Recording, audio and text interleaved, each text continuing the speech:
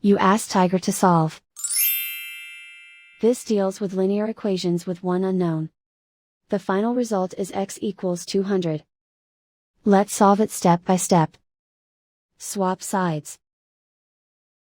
Group all constants on the right side of the equation. Subtract 50 from both sides. Simplify the arithmetic.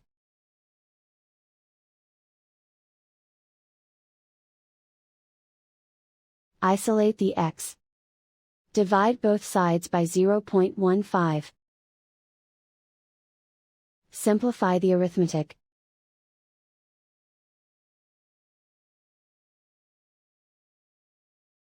And so the final result is x equals 200.